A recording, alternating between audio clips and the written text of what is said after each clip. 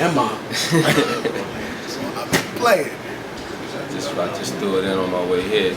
I only got to about like track 7 or 8. Sound good. That last track, man. The last one? That last one, man. I didn't get there yet. That shit about them foes. Yeah. Fucking with that last one. Alright, we good money. Yeah, we here with Fab, man. Yeah.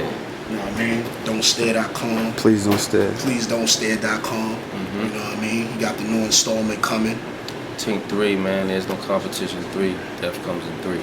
Man, I wanted to ask you, man, like, you've been the one to go to as far as, you know what I mean, the R&B, you know what I mean, features and shit like that, man. Like, their flow is just flawless. Like, how you go as far as your beat selection and shit like that?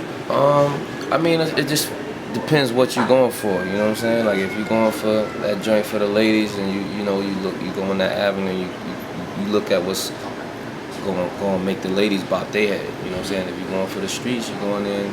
You know what the streets want, you know what I'm saying? And then if you're going in there for the club, you put it in the air of like, would I be rocking to this in the club, you know what I'm saying? So it's a couple different ways you go at it.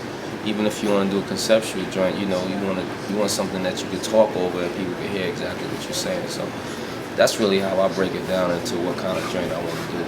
How you feel about like the likers of like Drake and stuff like that coming out getting the calls for a lot of R&B joints where you're usually the one, like they call you.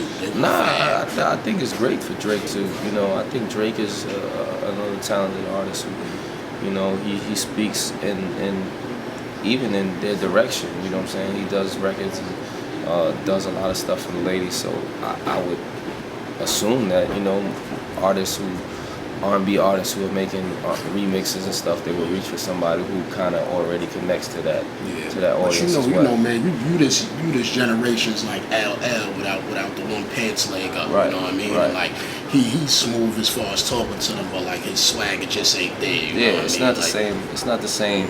It's not the same delivery and stuff. But you know, just really talking, you know, it works. You know what I mean? He's talented. He has a way with his words. He makes great music. So you know, it's really what they're going for. If they want, you know, my appeal, they go with me. If they want, you know, Drake's appeal, they go with Drake. Right. So right now, you warming this up for the album? Yeah. I mean, this mixtape is really just branding for that album and getting everybody ready and building that energy. You know what I'm saying? After you ride into that joint, you could be like, okay, now I want to hear some more Fab, and it's not like out of nowhere. When sometimes people come with albums and you haven't been warmed up to it, or the anticipation is not there. So this is definitely going to set people up to be like, oh, okay. How you feeling as far as like what's the title, matter of fact, of the album? The album is called Loso's Way 2. So you know, I mean, I'm just kind of continuing the sequel of the first one, which was Loso's Way, and this one is subtitled Rise to Power. You know, I feel like this is every album you want to evolve, and this album I'm evolving into step into the shoes of. You know, being a dude from New York, being the representation of New York, and taking our music to be competitive with everybody's music across the board. You know what I'm saying? Not just being a regional or isolated thing just here in New York. You know what I mean? A lot of the artists that are here, you know, they've been doing their thing, but they haven't been able to push New York back into the, you know, in the forefront with everything else that's going on. So we got one of the ones that's just lasting right now. How you feel about New York hip hop as a whole right now, like as far as the momentum?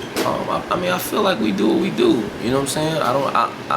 I never was the type really to get caught up in the king of New York hype. You know what I'm saying? Where people is fighting over, you know, you're fighting over an island really. You're fighting over right here, but there's so much more going on that nobody ain't even watching y'all fight except for the little people that's in it, that's involved in the war. But you know, it's other things going on in the world. So I never wanted to just get caught up in that fight here. Even if you win that fight, you could be losing the fight overall. Exactly. You know what I'm saying? So I'd rather let's get together and try to conquer this shit. Like we all here.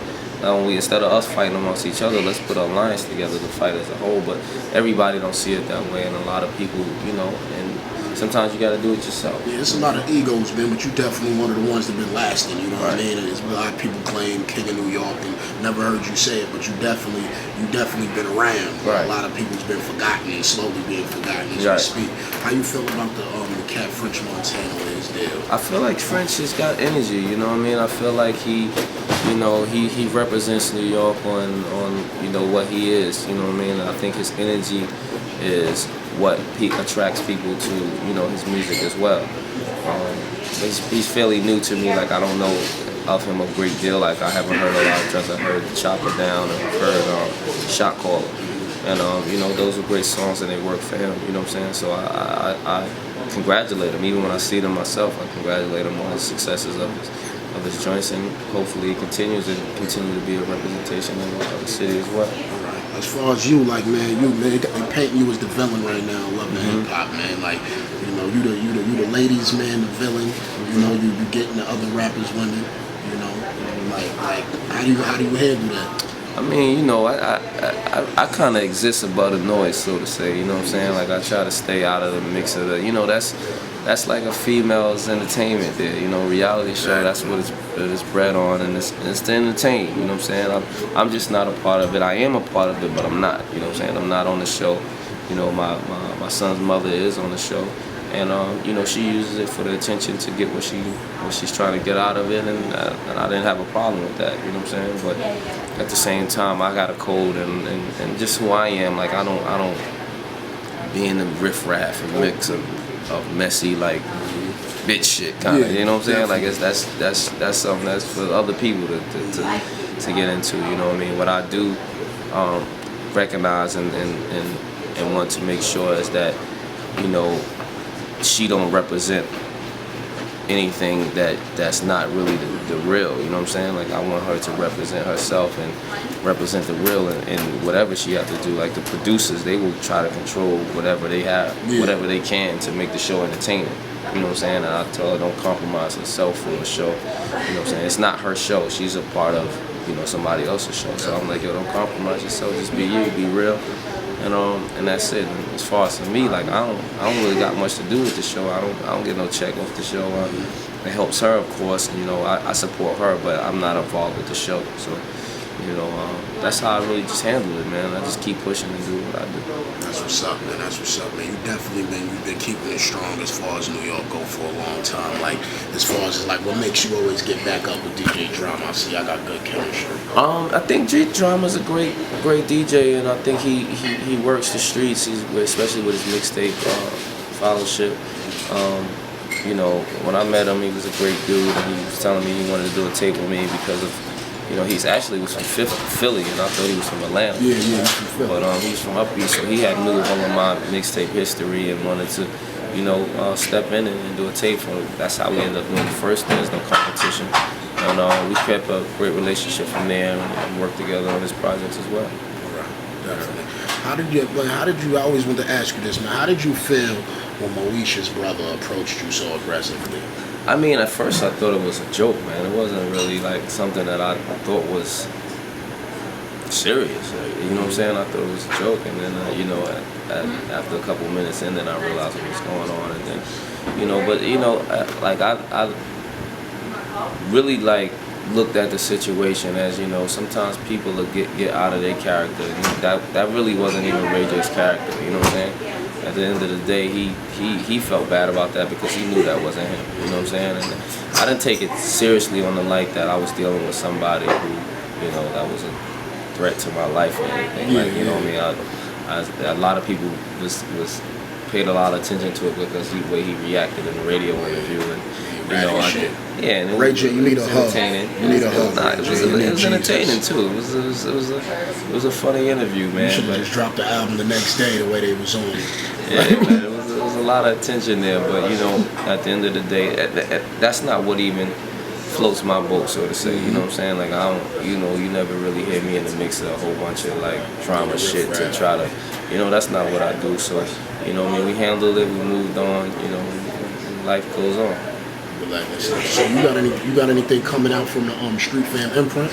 Yeah, I mean, I've been working with them, man. I want to build them as artists as well. Like, you know, a lot of people see when people get in the game and, you know, sign somebody, they think it's out of nowhere. But, you know, look at Meek Mill and Wale signing to Maybach Music, and, you know, those two both had their own things running and establishments building, and then signed, and it, you know, the energy of Ross helped their situation. So that's what I want to do. I want to have them with their own things building, and then, you know, use our strength and energy to make this shit bigger. Like I don't want to it's a different thing when you handpick a guy from a little kid like a Bow Wow and raise him up into an artist. You know, that's a different thing, and that's a different patience you gotta have, a different, financial investment, everything. You know what I'm saying? And these guys, they're not kids, so they grown men. They gotta build I'm bugging out. I've just noticed these they wearing rope chains. That shit just bugged me out. Yeah, that's how they giving it up. Yeah, so you know what I mean. But yeah, we working with them, man. You know what I'm saying? Just getting them niggas ready for the game. You know what I'm saying? Because they, rapping in the street is a different whole ball game from rapping on an imprint and rapping signed to a label and putting out singles. And, it's a different caliber of job. You know what I'm saying? Yeah, I see your brother just dropped the mixtape. Yeah. Kane dropped some stuff, and he kind of threw that out because he had some music that he was sitting on. So he kind of threw that to just feed his base. And we probably dropped some more stuff, another mixtape in a little while where we put the whole engine behind it and put it out there. And he just kind of did that to keep like niggas who fuck with his music, in tune. Definitely got a good response from it. Everybody was digging it or whatever. That's what's up though, man. We here, man. We wrapping it up. Man. Appreciate it, man. Right now, appreciate your time, Please man. Don't Stare. Please don't stare.com, man. You already know, man.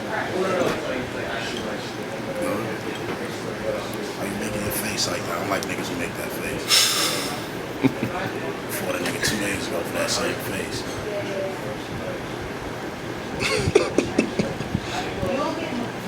Good looking, bro. All right.